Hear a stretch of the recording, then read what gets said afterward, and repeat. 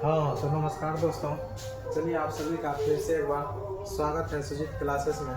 आज हम सभी लोग उसी सीरीज को आगे बढ़ाते हुए क्लास 10 रियल नंबर जो कि प्रश्नावली 1.2 कर रहे थे, उसमें से 1, 2 और 3 प्रश्न कर चुके थे और आज जो है हम सभी लोग चौथा क्वेश्चन करेंगे। तो चलिए बगैर टाइम वेस्ट किए हुए स्टार्ट करते हैं किस तरह क्वेश्चन को करना है।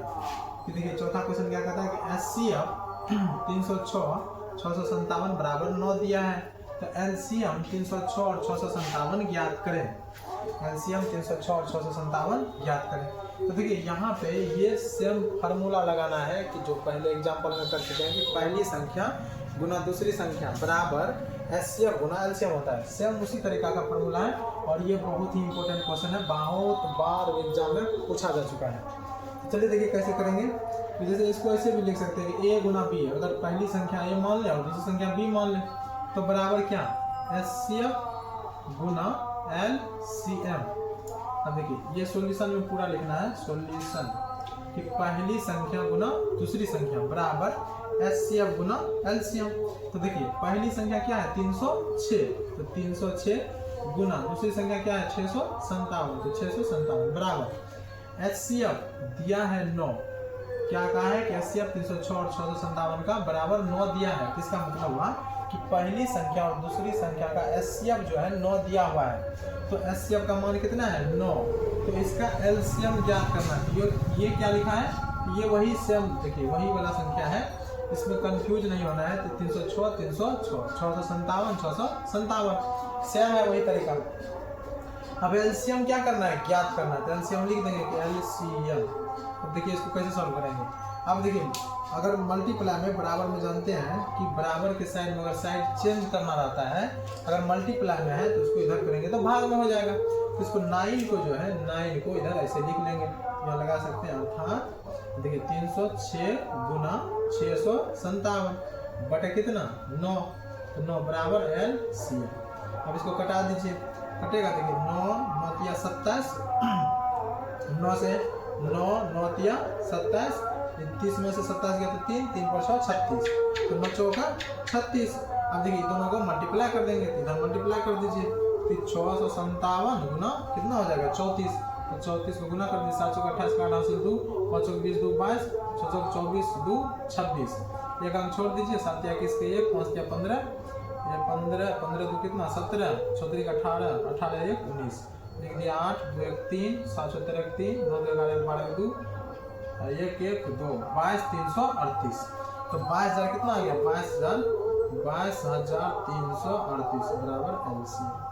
तो अब यहाँ ये समाप्त हो गया। अब इसको ऐसे भी लिख सकते हैं, एलसीएम उधर कर लीजिए, एलसीएम बराबर 22,338 हो गया, आंसर खत्म। यहाँ भी कर सकते हैं या तो ऐसे भी छोड़ सकते हैं। तो ये पहला क्वेश्चन देखिए अपना सब लोग का समाप्त हुआ। इसमें क्या था, कुछ भी नहीं था कि दो संख्या का फार्मूला लगाना था, सिर्फ दो संख्याओं का, दो संख्या गुणनफल बराबर एचसीएफ गुना एलसीएम होता है, वही फार्मूला लगाए और उसी पे सॉल्व कर दिए। तो देखिए यहाँ पहला क्वेश्चन अपना सबका समाप्त हो गया। अब बढ़ते हैं क्वेश्चन नंबर 5 की ओर। देखिए क्वेश्चन नंबर 5 क्या कहता है। क्वेश्चन नंबर 5, चलिए एक बार आप सभी को पढ़ के पहले सुना देते हैं कि क्वेश्चन नंबर 5 में क्या कहता है, उसके बाद फिर अपना सब सॉल्यूशन की ओर बढ़ेंगे। तो देखिए क्वेश्चन नंबर 5 में क्या है।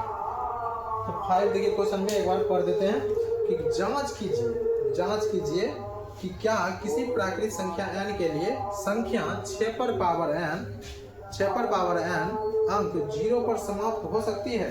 देखिए इसी तरीका का क्वेश्चन हम सभी लोग, अगर आप सीरीज से देखते आ रहे होंगे तो इससे पहले भी एग्जाम्पल प्रश्नावली 1.2 के एग्जाम्पल नंबर में किए थे, 1.2 के एग्जाम्पल में कर चुके थे, जिसमें था 4 पर पावर n। यहाँ क्या है 6 पर पावर n। जांच करना है कि 6 पर पावर n क्या जांच। अब क्वेश्चन ज्यादा लिखेंगे नहीं तो लंबा हो जाएगा। तो 6 पर पावर n क्या यहाँ 0 पे समाप्त होता है, क्या यह 0 पर समाप्त होता है कि नहीं, यही चेक करना है। तो देखिए चेक करते हैं। और n एक क्या है प्राकृतिक संख्या, n उसमें क्या है एक प्राकृतिक संख्या। तो n प्राकृतिक संख्या है, तो प्राकृतिक संख्या का मतलब गिनती की संख्या को प्राकृतिक संख्या कहते हैं। चलिए चेक करते हैं कि 6 पर पावर n, देखिए 6 पर पावर 1 तो 6 को 2 बार कीजिए, 6 2 6 6 36, 6 पर 3 करेंगे तो 200 लगभग 16 आएगा। मतलब इसी तरीके से 100 चलता रहेगा। इधर इसको करते जाइए, इसको करते जाइए, करते जाइए। मतलब देखिए लास्ट में कहीं भी जीरो आता है, जीरो आता है, जीरो है कहीं, कहीं नहीं है जीरो। तो जीरो जब कहीं नहीं है तो जीरो कब आएगा?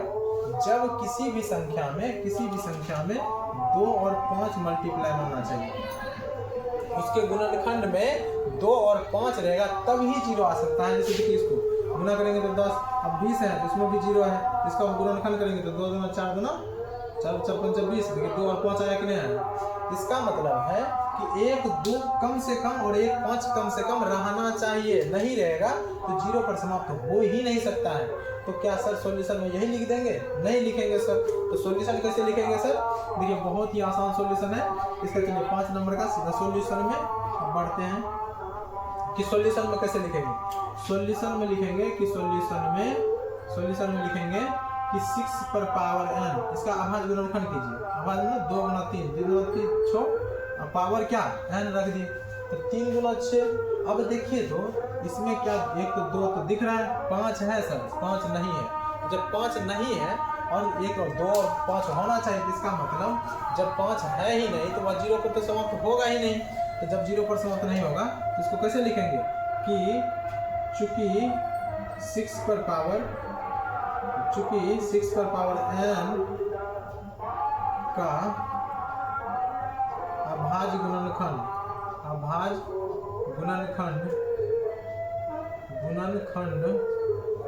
में 2 पर पावर m या 5 पर पावर n के रूप का नहीं है। अब ये क्या लिखे? नहीं है, ये कुछ नहीं है, ये वाला सेम इसी तरीका का गुणनखंड नहीं है। इसलिए 6 पर पावर n किसी भी अंक पर, सॉरी 0 अंक पर, 6 पर पावर n किसी भी 0 अंक पर समाप्त नहीं होगा। हो गया सॉल्यूशन। ये रहा अपना सबका 5 नंबर प्रश्नावली 1.2 का कंप्लीट हो गया। 5 नंबर इसी तरीका, बस ये सॉल्व हो गया, बस इतना ही करना और कुछ खास इसमें नहीं है, बस ये खत्म हो गया। तब देखिए इसको और आगे क्वेश्चन की ओर बढ़ते हैं। क्वेश्चन नंबर अब 6 क्या कहता है? अब 6 का सॉल्यूशन करेंगे कि व्याख्या कीजिए। 6 नंबर में कहता है कि व्याख्या कीजिए, व्याख्या कर देंगे हम सभी लोग कि 6 नंबर में क्या कहता है। प्रश्नावली 1.2 का 6 नंबर सॉल्यूशन की ओर बढ़ते हैं। क्वेश्चन एक बार पढ़ देते हैं। व्याख्या कीजिए कि 7 गुना 11 गुना 13 प्लस 13 और 7 गुना 6 गुना 5 गुना 4 गुना 3 गुना 2 गुना 1 प्लस 5 भाज्य संख्या क्यों है? भाज्य संख्या क्यों है? तो देखिए भाज्य संख्या किसे कहते हैं या अभाज्य संख्या किसे कहते हैं? ऐसी संख्या जिसमें 1 एवं स्वयं से भाग लगे, उसके अलावा किसी संख्या से भाग नहीं लगे, उसे अभाज्य संख्या। और जिसमें 1 एवं स्वयं के अलावा दूसरे संख्या से भी भाग लगे, उसे भाज्य संख्या कहते हैं। लेकिन कम से कम उसका 2 फैक्टर होना चाहिए, मतलब 2 गुणनखंड होना चाहिए। जैसे अगर 12 है इसमें देखिए 2, इसको कैसे लिखेंगे? 2 गुना 2 2 गुना 4, 4 तिया क्या हुआ? 12। तो 4 तिया 12 हुआ, तो इसका देखिए इसका तो 3 गुणनखंड है। लेकिन अगर 2 भी कम से कम रहता, 2 भी कम से कम अगर इसका गुणनखंड रहता तो भाज्य संख्या है, इसका मतलब सिद्ध हो गया। तो देखिए आज भाज्य संख्या उसे ही कहते हैं। तो कम से कम ओनली 2 फैक्टर रहे, ओनली रहे लगा, मतलब ओनली सिर्फ 2 फैक्टर, तो वहाँ अभाज्य संख्या है। लेकिन मोर देन 2 और इक्वल भी 2, मतलब उसके बराबर, 2 के बराबर भी हो सकता है, उससे ज्यादा भी हो सकता है, तो इसीलिए उसको भाज्य संख्या कहेंगे। तो देखिए यहाँ चेक कैसे करेंगे कि भाज्य संख्या है या नहीं है। अब लिख लेते हैं कि 7 गुना 11 गुना 13, 7। देखिए 6 नंबर का सॉल्यूशन की ओर बढ़ेंगे। पहले क्वेश्चन को डाल देते हैं यहाँ पे, क्वेश्चन कंप्लीट लिखेंगे, सिर्फ काम के चीज को लिखेंगे। 7 गुना 11 गुना 13 जोड़ 13। अब देखिए ये वाला चेक करना है क्या यह एक भाज्य संख्या है या नहीं है। चलिए चेक करते हैं। देखिए अब यहाँ प्लस के बाद एक संख्या यहाँ तक मल्टीप्लाई में है, प्लस के बाद अलग है, 13 इसमें भी दिख रहा है, इसमें भी दिख रहा है। सर कॉमन ले लीजिए सर, अलग कर लिए तो 7 गुना 11, यहाँ से 13 तो ले लिए तो 1 रखेंगे तो गुना कर देंगे, 1 जोड़ यहाँ भी 13 बाहर कर लेते, 1 हो गया खत्म। अब देखिए यहाँ 13 गुना सॉरी मल्टीप्लाई भी नहीं करेंगे, 11 7 77, 70 गुना 1 करेंगे तो 77 हो जाएगा प्लस 1। अब इसको गुना करेंगे तो 13 गुना कितना 78। अब देखिए इसमें दो संख्या है कि नहीं है, इसका दो गुणन करना है। अरे इसको चेक नहीं करना, आप पूरा करेंगे तो फिर इसमें अब वैसे भी तो देखिए इसमें निकल जाएगा 13 6 78, मतलब 2 से अत्यधिक भी निकल रहा है। इसका मतलब यहाँ एक भाज्य संख्या है, भाज्य संख्या है, भाज्य संख्या है। अब इसी में देखिए मतलब 6वें नंबर क्वेश्चन में ये तो पहला नंबर के अथी में रहा, दूसरा मतलब दूसरा उसी में सेम क्वेश्चन है। अब इसको पहला दूसरा कर दिए, उसी में सेम क्वेश्चन है कि 7 गुना 6 गुना 5, 7 गुना 6 गुना 5 गुना 4 गुना 3, 4 गुना 3 गुना 2 गुना 1 प्लस प्लस प्लस क्या है 5 है। तो यहाँ एक भाज्य संख्या देखिए, तो 5 इसमें भी है 5 इसमें भी दिख रहा है, तो 5 दोनों 5 को बाहर मतलब 5 को बाहर कर लिए कॉमन। अब देखिए क्या क्या बचा 7 गुना 6, 7 गुना 6 गुना यहाँ करेंगे तो 1 गुना 4 गुना 3 गुना 2 गुना 1, यानी इस सब को उतार दिए यहाँ पे। अब प्लस क्या प्लस 1, बस यही तो है और कुछ तो है नहीं इसमें। अब देखिए तो इसको कैसे करेंगे, इस सब संख्या को क्या करना है गुना करना है। गुना करने के लिए बहुत आसान है, जानते हैं। देखिए 4 3 12, 12 दूना 24, 24 कम 24, 7 4 42, तो 24 गुना 42, 24 गुना 42, तो 42 4 दूना 8, 2 दूना 4, 4 4 16, 4 9 8 9, 8 6 4 10 के 0, 9 1 10, 1008। तो ये गुना करके कितना आ गया 1008 प्लस 1, इसको जोड़ दीजिए 5 गुना 1008। अरे भैया है एकदम है, बस भाज्य संख्या है, इसमें और कुछ करना ही नहीं है, भाज्य संख्या है। हालांकि ये सब क्वेश्चन उतना इम्पोर्टेंट एग्जाम के लिए तो नहीं है, फिर भी अब क्वेश्चन बुक में दिया हुआ है तो कर लेते हैं। चलिए देखिए अब भाज्य संख्या क्या है, भाज्य संख्या क्या है ऑप्शन में ऑब्जेक्टिव में पूछा जाता है, तो आप जरूर करें अब भाज्य संख्या और भाज्य संख्या के बारे में। चलिए अब प्रश्नावली 1/2 का लास्ट क्वेश्चन की ओर बढ़ते हैं, क्वेश्चन नंबर 7। आप सभी लोग सॉल्यूशन को देख लेंगे और नोट डाउन कर लेंगे कॉपी में, या तो आप स्क्रीनशॉट लेके रख लें, उसको बाद में नोट डाउन कर लें। चलिए अब देखते हैं क्वेश्चन नंबर 7। क्वेश्चन नंबर 7 प्रश्नावली 1/2 का लास्ट क्वेश्चन है। कि क्वेश्चन देखिए थोड़ा सा क्वेश्चन लंबा है, क्वेश्चन पढ़ देते हैं और फिर बाद में सॉल्यूशन करेंगे। किसी खेल के मैदान के चारों ओर एक वृत्ताकार पथ है, किसी खेल के मैदान के चारों ओर एक वृत्ताकार पथ है। इस मैदान का एक चक्कर लगाने में सोनिया को 18 मिनट लगते हैं, जबकि इसी मैदान का एक चक्कर लगाने में रवि को 12 मिनट लगते हैं। मान लीजिए वे दोनों एक ही स्थान और एक ही समय पर चलना प्रारंभ करके एक ही दिशा में चलते हैं, कितने समय बाद वे पुनः प्रारंभिक स्थान पर मिलेंगे। अब देखिए क्वेश्चन बहुत लंबा चला है, इसको शॉर्ट में देखिए। अगर मान के चलिए कि वृत्ताकार मैदान है, वृत्ताकार मैदान बना लिए कि मान के चलिए यहाँ पे सोनिया और रवि, एक तो है सोनिया, ये रहा सोनिया, ये सोनिया, ठीक है ना, ये सोनिया है और एक है रवि, ये एस फॉर सोनिया, ठीक है ना।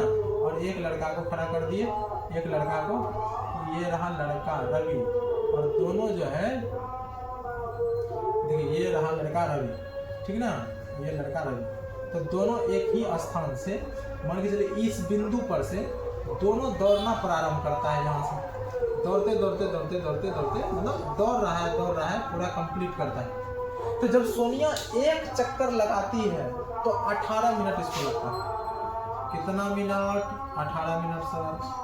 रवि को ये कंप्लीट कर चक्कर लगाने में सर 12 मिनट, मतलब दोनों जो है दोनों चक्कर ही लगा रहे हैं। लेकिन देखिए कि दोनों जो है अब सोनिया जो है ज़्यादा समय ले रही है कि नहीं ले रही है, क्योंकि इसको पूरा चक्कर मतलब यहाँ तक घूमते घूमते यहाँ तक आने में ज़्यादा समय लग रहा है, 18 मिनट लग रहा है। जबकि रवि लड़का वैसे भी दौड़ने में थोड़ा सा फास्ट होता है, लड़की थोड़ा सा भोदू होती है। तो देखिए लड़का जो है रवि जो है 12 मिनट में कंप्लीट दौड़ कंप्लीट कर लेता है और सोनिया जो है 18 मिनट में कंप्लीट करती है। जबकि दोनों एक ही स्थान पर से दौड़ना स्टार्ट करती है। तो क्वेश्चन ये पूछा गया है कि ये दोनों कितने समय बाद फिर से एक ही स्थान पर मिलेंगे।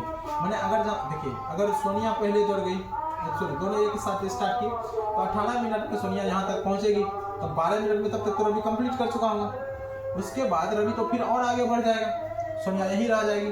जब तक में सोनिया यहाँ कंप्लीट करेगी तब तक में रवि जो है और आगे बढ़ जाएगा। लेकिन फिर दोनों एक ही जगह पे एक ही स्थान पे कितने समय बाद पुनः से वो दोनों मिलेंगे। तो इसका सॉल्यूशन देखिए, सॉल्यूशन कैसे करेंगे।